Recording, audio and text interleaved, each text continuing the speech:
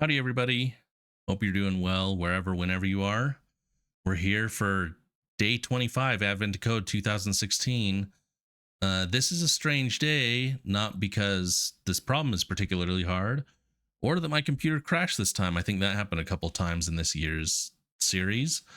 Um, it's because if you look, I already have 50 stars, and you might say, "Hey, why didn't you do a live solve of this, Josh?" I did, but I was muted for like half the video. I have no idea how I hit the mute button. I wonder if I do have a little button presser thing over here that helps me like transition and track my timers. I think I've showed you these before. I have a little timer like this that shows me where I'm at, so it's easy for me to put in uh, the chapters in my videos. I don't know. I must have hit the mute button, so I'm sorry. You won't see a live solve.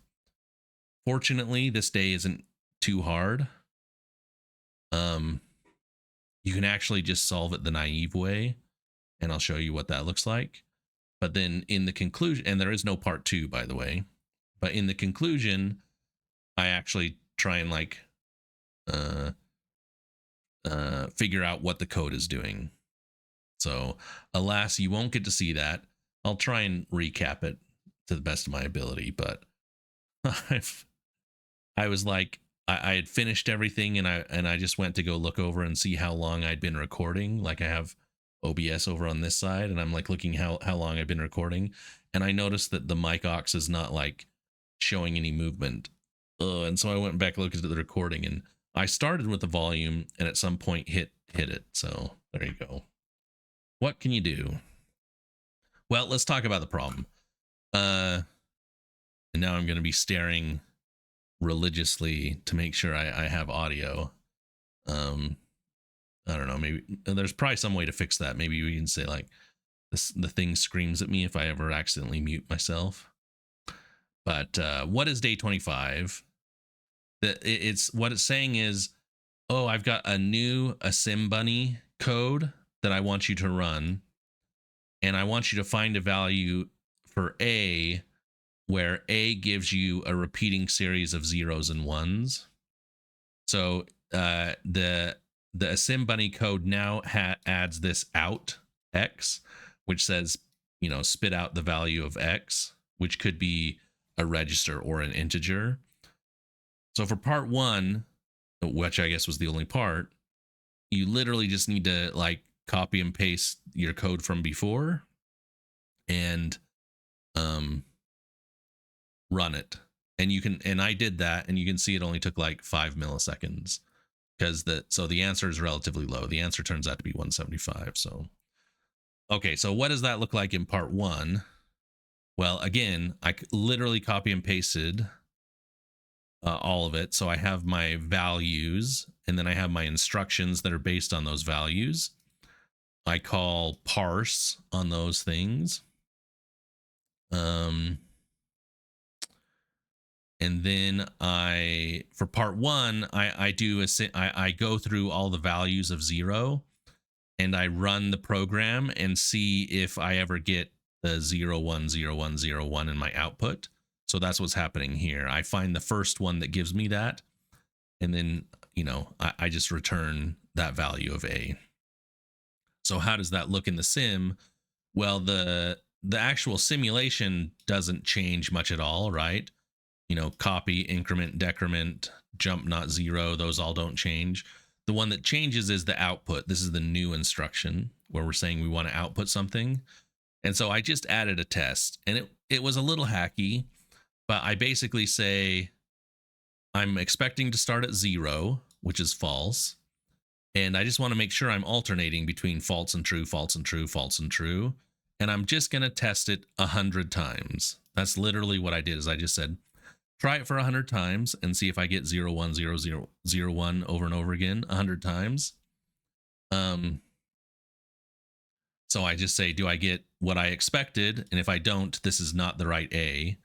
But and then I swap it and increment my test. And if I ever get to the point where I've done it 100 times, I'm done. That's the gist of it. And that was part 1. It was pretty easy. I actually think I did it in like, I don't know, 10 or 15 minutes after reading the problem. because again, most of the above was copy and pasted. I just had to do some,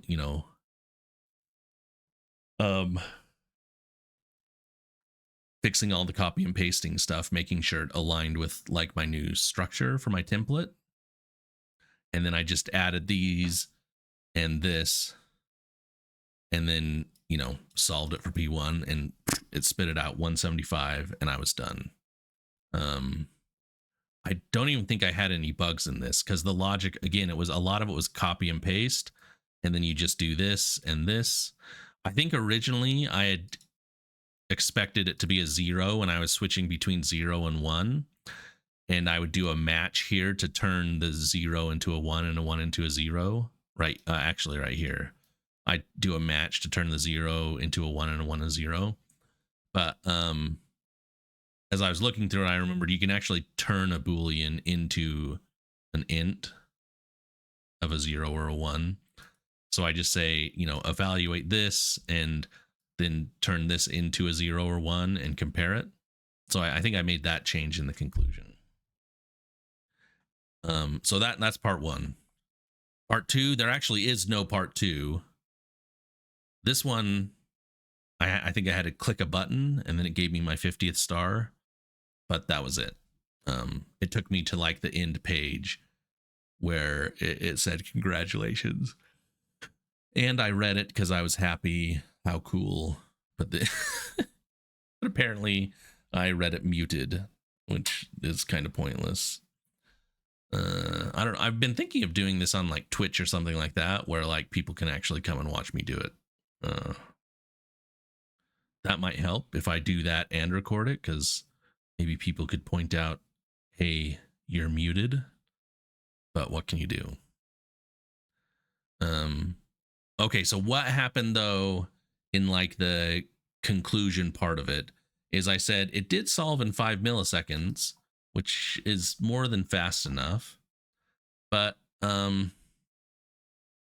all the other days when we've done the assembunny code, I don't know if you remember, we actually had to, like, for part 2, you kind of have to figure out what it's doing, the assembly language is doing.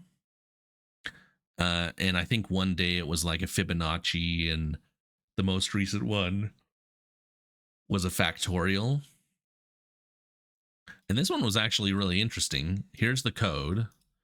It doesn't look good here, and I actually don't think I have it anymore, because I found here's what it actually does. It takes A, it adds it to 7 times 365, and these are the numbers that I suspect will change on your input. But it adds A to this, the product of this number, and then what it does is it spits out its binary representation. So 0, 1, you like take that number, convert it to binary, and then it spits it out. So that number, this essentially is only going to work if n has the binary representation 10 10 10 10 10. Like, I don't know how many 10s it is, but it has some representation like that, and then that gives you and it basically loops through that over and over again. Like, it creates the number n, spits out its binary digits. It does lowest to highest, so 0 1 0 1 0 1, so on and so forth, until it goes through n, and then it resets n and does that again. And I can kind of show you how that works. Here's where it does the multiplication. It like sets D to A, and then it does the multiplication right here, incrementing D. So what you get out of like this chunk of code is D equals A plus 7 times 365, or what your original C and B inputs are, these 2 lines. So that's this chunk of code. This whole chunk of code right here is this, I think it's actually to like right here. No, it's right here. So what you do is you set A equal to D. So that number you just multiplied, you set A equal to that D, and you're going to do that in a loop. And this whole thing is the main outer loop where it's saying I'm going to figure out the zeros and ones of D or A now. And then when I'm done, I'm going to jump back up and reset A to D and do that again. And that's like the big outer loop. And then this loop right here, it's like to right here, I think. Yeah, this loop right here. 1, 2, 3, 4, 5, 6, 7. No, it's this loop right here. What this this code initializes B, you set B to A and then A back to 0, and then you're incrementing A by the number of times B is divisible by 2. This is a weird, it seemed, that sounds a little funny, but like if you think about how you figure out, like if you divide a number by 2 a bunch of times, and then you either end up with 0, meaning it's even, or 1, meaning it's odd. And so this loop basically does that. It keeps dividing by 2 until B runs out of numbers. So it's either 0 or 1. And then it skips these jumps right here, break it out down into this section right here. And what this does is based on whether that previous number was a 1 or a 0, it decrements this B. B starts at 2, and so it either decrements once or twice, and so it will spit out the 0 or 1. And then it goes minus 19, which starts like back up here again. So this whole thing, I think, is a loop, right? 1, 2.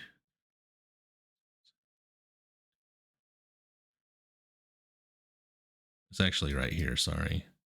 These J and zeros turned out to be like pointers to things. Anyway, the point is like you're basically dividing by 2 over and over again until you determine what the remainder is of the big number divided by 2. And then you spit that out. But in that time, you've incremented A. And so you're now doing that loop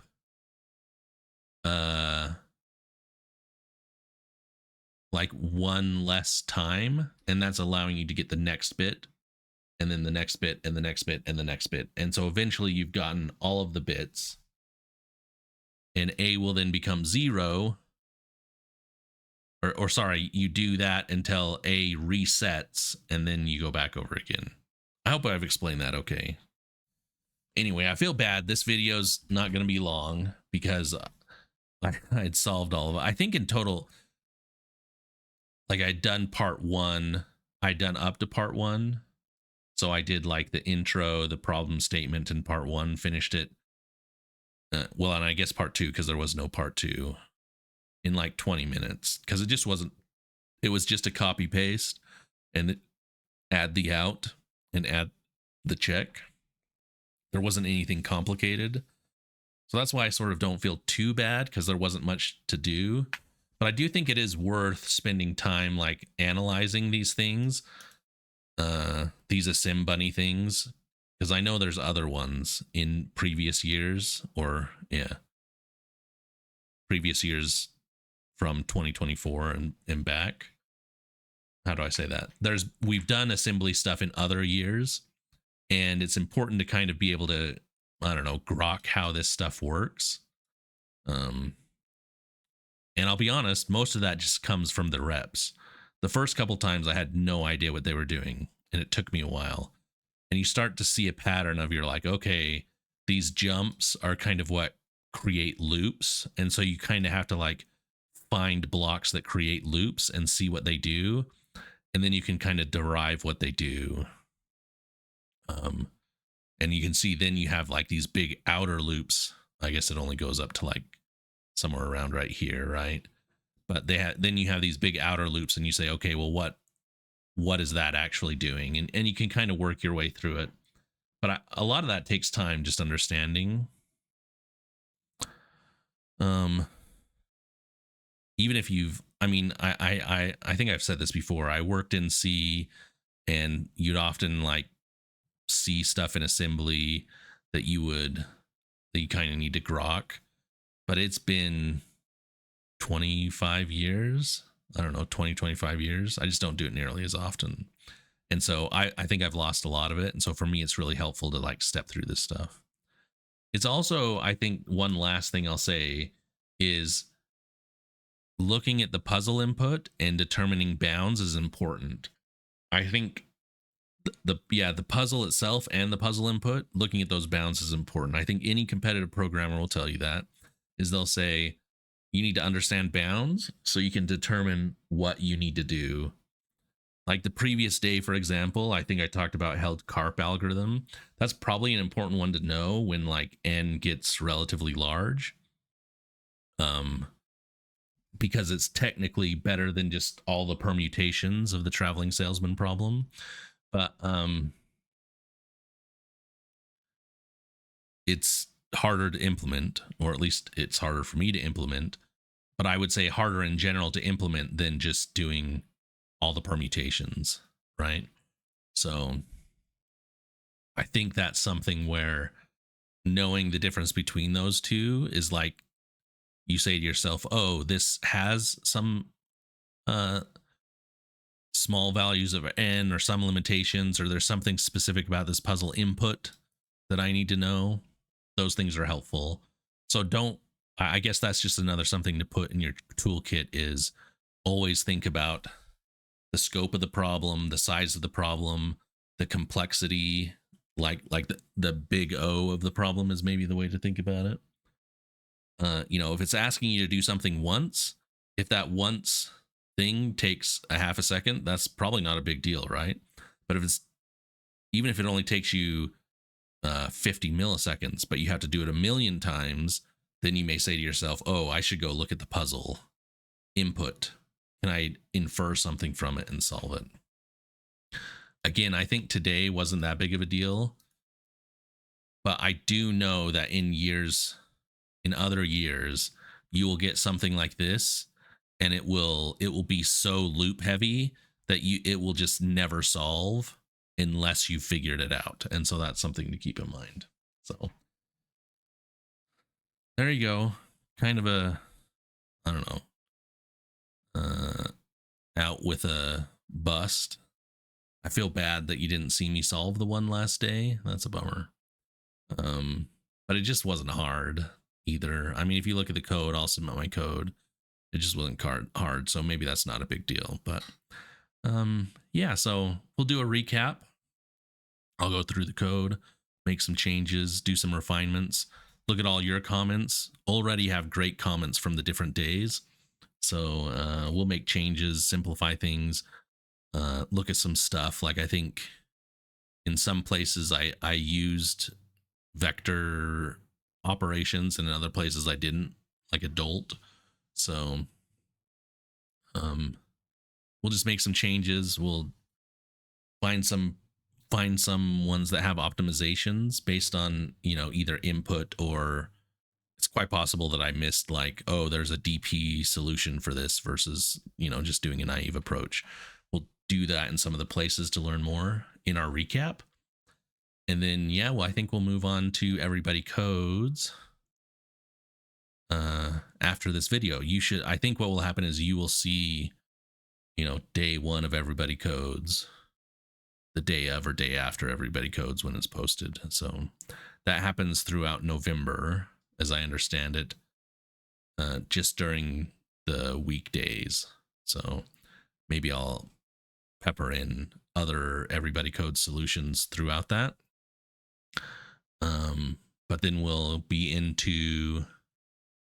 after that, we'll be into December, which will be Advent to Code. So there you go. Anyway, thanks everybody. Really appreciate you watching, paying attention, and offering input and stuff. Love to see it. if you're doing this yourself, I love to see your solutions. I'd love to see how you did it. So we'll talk to you next time. Bye, everybody.